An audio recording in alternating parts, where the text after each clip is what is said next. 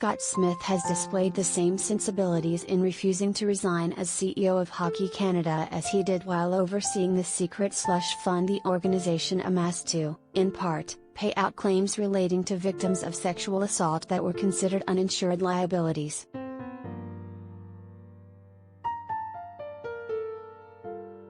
This decades-old national equity fund was partially financed by skimming a percentage of registration fees from unknowing minor hockey registrants. Imagine signing up your son or daughter to play hockey and learning later that a portion of the fee was going to perpetuate the cover-up of alleged sexual abuse.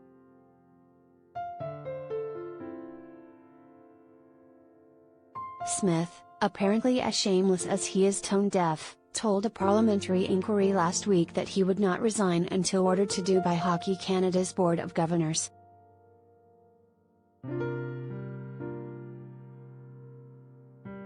And it is not just Smith who needs to go.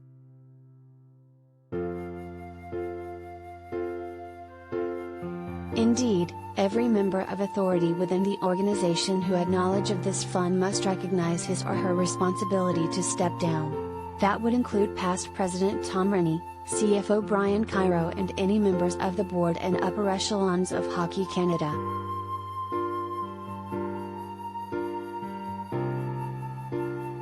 Those individuals were entrusted with the responsibility of caring for children and establishing a template of responsibility. They failed, miserably and habitually, in that mission. Regardless of how earnestly they are trying to convince investigators and the outside world, and likely themselves, that they can be part of the solution, they represent an indelible part of the problem.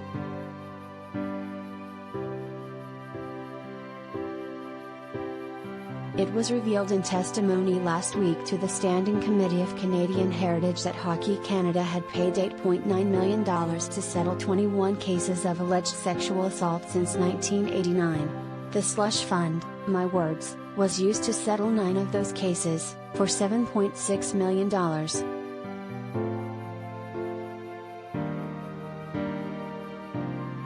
Existence of the National Equity Fund was reported by the Globe and Mail's Grant Robertson in the wake of the scandal relating to a previously undisclosed settlement with a 25-year-old woman who was an alleged victim of sexual assault by members of Team Canada's 2018 World Junior Team following a Hockey Canada event in London, Ontario, in May 2018.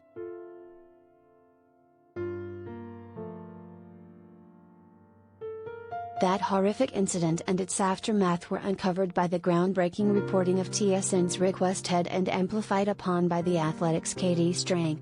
There is a special place reserved for Westhead and Strang in the journalists' community for their unquenchable desire, effort and dedication to shine a light on the dark corners of hockey culture.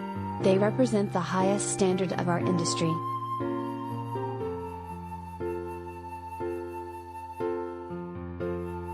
The scandal. Westhead has also reported on an allegation of group sexual assault involving members of Team Canada's 2003 World Junior Team, which is now under investigation, has proven a reckoning for Hockey Canada, which has at least temporarily has been cut off from national funding and from considerable corporate sponsorship revenue.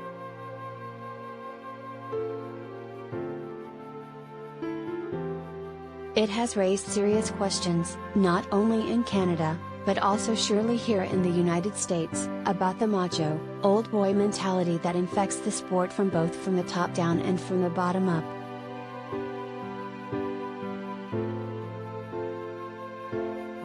Canada deserved better from Hockey Canada. So did the sport. The organization needs a cleansing. It needs a new voice, new direction and new priorities. It needs new leadership. The past must make way for the future. The current regime must go.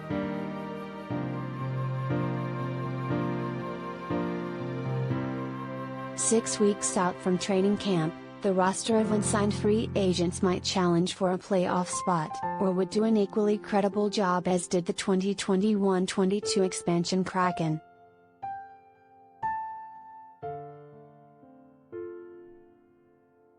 That is a function of the flat cap that has squeezed teams in the free agent class, as it will for at least the next 2 summers until the possessed crew debt to the league is paid in full.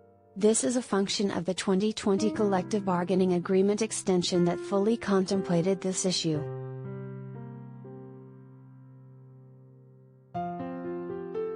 At this juncture, Sonny Milano is out there, and so is Tyler Mont.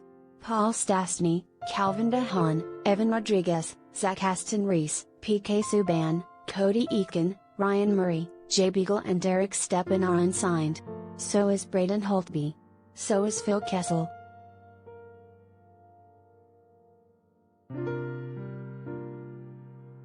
And even Nazim Kadri, who apparently is waiting for his preferred team to clear enough cap space to either sign him or register an already signed deal that is some general manager's bottom desk drawer.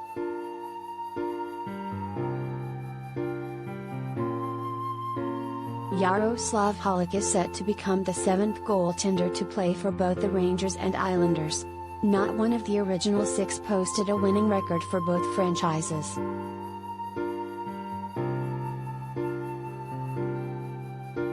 Ranking the sextet on their value to both clubs: 1. Glenn Healy, 2. Martin Barone, 3. Kevin Weeks, 4. Mike Dunham, 5. John Van Beesbrook, 6.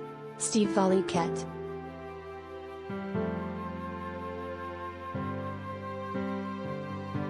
So maybe the Red Wings will never erect a statue of Sergei Fedorov outside their arena, but have not the statute of limitations run out on the Transcendent Center's 1998 perceived offer sheet transgression with Carolina?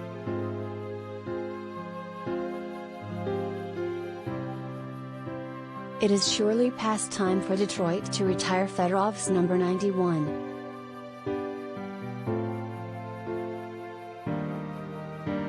The 2 biggest miscarriages of justice in NHL awards voting of my career are: 1. Joe Thornton winning the 2006 Hart Trophy instead of Jaromir Jagr, 2. Steve Yzerman winning the 1998 Conn Smythe instead of Fedorov.